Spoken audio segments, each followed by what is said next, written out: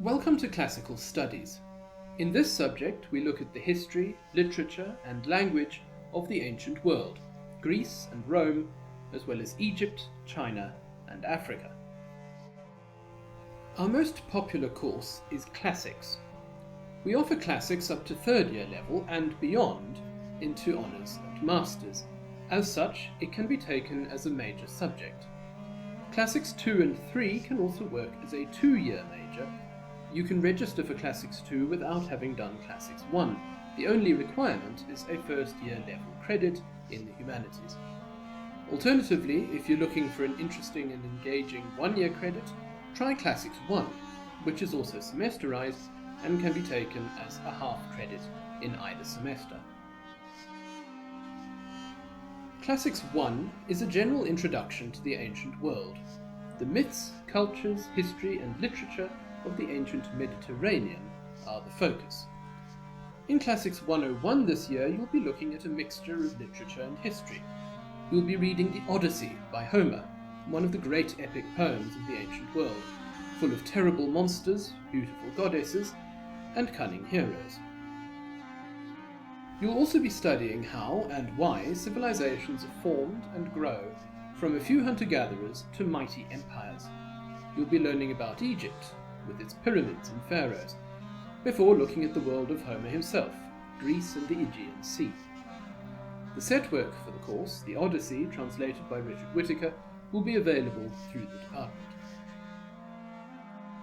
In Classics 102, the historical focus shifts from the Mediterranean world specifically to a more general exploration of the Axial Age, a period in history from the 8th to 3rd centuries BCE, during which new ways of thinking appeared in Persia, India, Greece and China, in both religion and philosophy. And then we'll be delving into the world of Greek mythology, comparing and contrasting the Greek myths, their origins and purposes, with other mythologies from around the world. Classics 101 and 102 have 3 scheduled lecture periods per week, on Monday, Tuesday and Wednesday afternoons. There is also a weekly tutorial, which will involve a hand-in exercise. Assessment for the course takes the form, firstly, of the weekly tutorials themselves, and either an assignment or test each term. The exams are then based on the material covered in the tutorials and assignments. In Classics 2 this year, the focus is ancient Greece. We'll look at daily life in 5th century BCE Athens with their playwrights, philosophers, democrats and demagogues.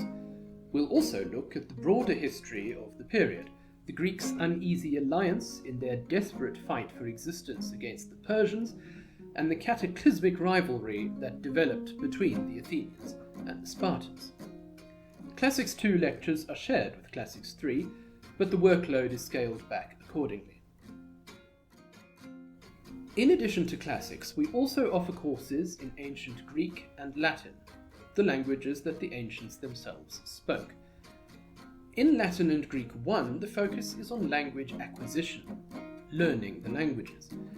In Latin and Greek 2 and 3, you'll start using what you've learned as we read the classics in the original Latin or Greek.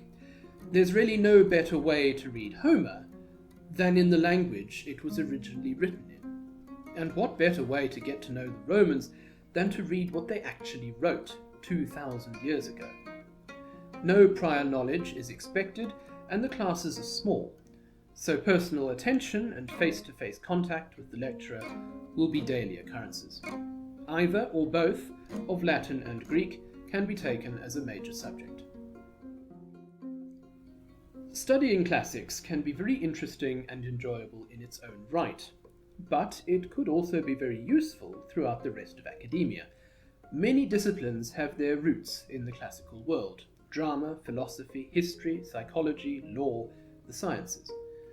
Much of English literature is derived from or directly references the classics, from Shakespeare to J.R.R. Tolkien, J.K. Rowling and George Martin.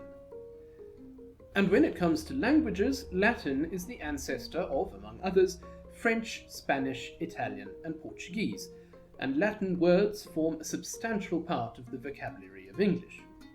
Learning Latin or Greek will develop your understanding of English advanced vocabulary and grammar.